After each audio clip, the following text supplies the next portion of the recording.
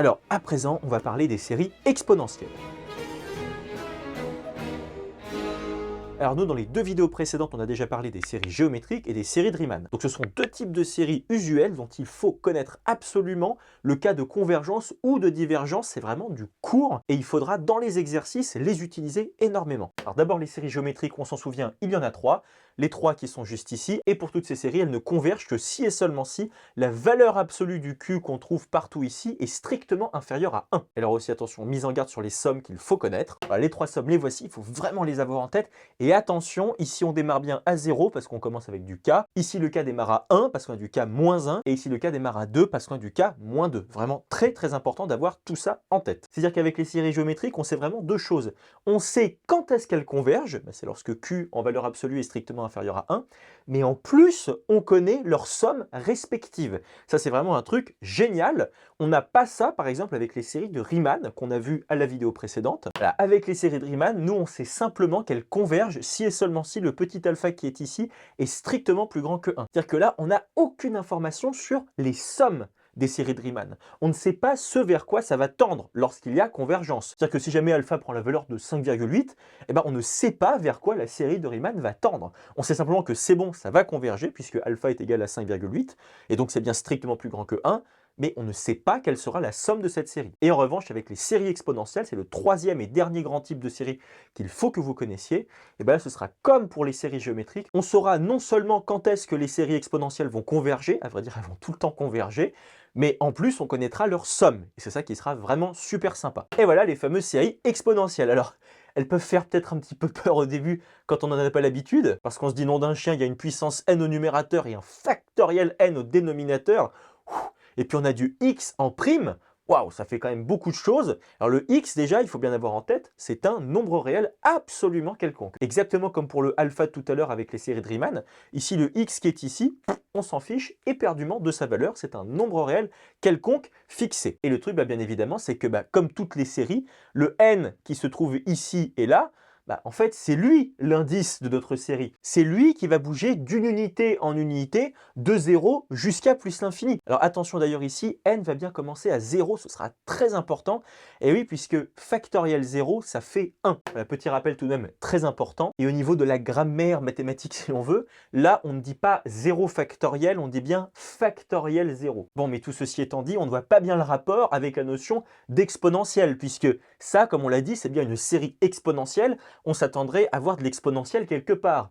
Eh bien, justement, il se trouve que ces séries, elles convergent. Mais alors, tout le temps, peu importe la valeur du réel x, et vers quoi est-ce qu'elles vont converger? Et c'est là où c'est absolument magique. Elles vont converger vers exponentielle de x. C'est-à-dire que le petit x qui est là, c'est bien celui qui est là, c'est celui qui est là, etc. C'est bien un nombre réel qu'on a choisi absolument quelconque. Et ça, c'est vraiment très important, c'est que peu importe la valeur de x, cette série va toujours converger, pas de problème. Et là, à vrai dire, c'est une occasion inestimable de faire le lien entre ces séries et les séries de Taylor. Et ici, plus particulièrement, les séries de Maclaurin, je vous mets une vidéo en lien. Parce que si jamais on décide d'écrire en extension la somme qu'on a à gauche, qu'est-ce qu'on a? On arrive là-dessus. X puissance 0 sur factoriel 0, plus x puissance 1 sur factoriel 1, etc. ad vitam aeternam. Et tout ça, ça fait la fonction exponentielle de x. Et voilà, et alors au passage, x puissance 0 sur factoriel 0, ça fait 1 sur 1, ça fait 1. Voilà, et puis de la même façon ici, en fait, on a simplement x. Voilà, et là, normalement, on reconnaît, si on l'a déjà vu, le cours sur les séries de Taylor, et puis surtout ici, la série de Maclaurin de la fonction exponentielle. Et sous-pesez bien ce que ça veut dire, ce truc-là, parce que c'est vraiment extraordinaire. Ça veut dire que la fonction exponentielle est égale à un polynôme.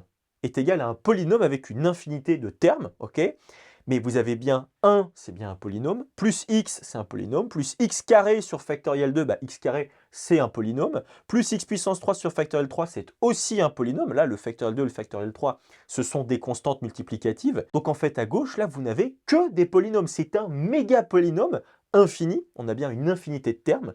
Et tout ça, ça vous fait exponentielle de x. Et c'est ça toute la beauté des séries de Taylor et des séries de Maclaurin aussi, c'est de réussir à transformer une fonction, ici la fonction exponentielle, en un polynôme. Et là, on s'intéresse plus particulièrement à une somme bien particulière de polynômes, puisque nous, dans ce chapitre, on s'intéresse aux séries, justement. Alors, pour vous donner quelques petits exemples tout de même, là, si jamais pour x, vous prenez la valeur de 2, imaginons, voilà, bah ça, qu'est-ce que ça va faire? Ça va faire simplement exponentielle de 2. Voilà, ça fait simplement ça, ça fait exponentielle de 2, ou si vous voulez aussi, e au carré, parce qu'on s'en souvient, e, c'est un nombre. Le nombre e, il vaut 2,718, 28, etc., etc. Donc là, vraiment bien l'avoir en tête, e, c'est un nombre réel. Et au passage, on peut justement, grâce à cette formule, déterminer la valeur exacte de e. Mais qu'est-ce qu'il suffit simplement de faire? Mais de remplacer x ici par 1. Et oui, parce que si jamais on prend exponentielle de 1, bah, exponentielle de 1, ça fait juste e puissance 1, donc c'est ce nombre puissance 1, ça fait juste e. Et donc on va remplacer ici x par 1, qu'est-ce que ça va donner? Eh bien ça va donner ça, mais exponentielle de 1, comme on l'a dit, ça fait simplement e, donc le nombre e qui est juste ici. Mais là, qu'est-ce qu'on a au numérateur? On a 1 puissance k, mais 1 puissance k, ça fait 1, tout simplement. Donc on peut très bien enlever ce puissance k, et donc en fait le nombre e, donc ce fameux nombre e, qu'est-ce que c'est? C'est la somme de l'inverse des factoriels. Et voilà, en fait, le nombre e qui est ici, c'est 1 sur factoriel 0, lorsque k prend la valeur de 0, plus 1 sur factoriel 1, lorsque k prend la valeur de 1. Alors factoriel 0 et factoriel 1, ça fait 1 à chaque fois, mais ensuite on a plus 1 sur 1 fois 2, puisque lorsque k prend la valeur de 2, ça fait factoriel 2 au dénominateur, et ça fait bien 1 fois 2, plus 1 sur 1 fois 2 fois 3, etc. Et ça continue comme ça jusqu'à plus l'infini. En fait, le nombre e, c'est bien la somme infinie de l'inverse des factoriels. C'est un résultat tout de même assez joli quand on se penche dessus, parce qu'on se dit, mais en fait, là, ce nombre qu'on utilise tout de même depuis le lycée, eh ben, on peut réussir là maintenant à en déterminer une valeur exacte grâce simplement aux séries exponentielles qui, comme on le rappelle, convergent toujours, peu importe la valeur du x qui est ici. C'est tout de même un résultat assez joli. Donc pour résumer, sur les séries usuelles qu'il faut connaître, d'un côté, il y a les séries géométriques. Elles ne convergent que si et seulement si la valeur absolue de q est strictement inférieure à 1, et si jamais c'est le cas, donc si jamais elles convergent, eh ben, il faut connaître leur somme respective, c'est-à-dire leur limite en plus l'infini. Ensuite, il y a les séries de Riemann. Alors, les séries de Riemann, elles, on sait simplement qu'elles convergent ou qu'elles divergent, c'est lorsque alpha est strictement plus grand que 1 qu'elles vont converger, et sinon elles vont diverger. Alors, troisième chose, ce sont les séries exponentielles. Et les séries exponentielles, elles, elles sont toujours sous cette forme-là. Elles vont systématiquement converger, peu importe la valeur du réel x qu'on met là-dedans. Et puis, leur somme, ce sera toujours exponentielle de ce quelque chose qu'on a juste là. Ça peut être 2, 10, 10 milliards, tout ce qu'on veut, il n'y a pas de problème, ça va toujours converger vers ce exponentiel de x. Voilà, ce sont ça les trois types de séries usuelles qu'il faudra bien avoir avec ça, parce que dans les exercices, on va les utiliser énormément. Voilà.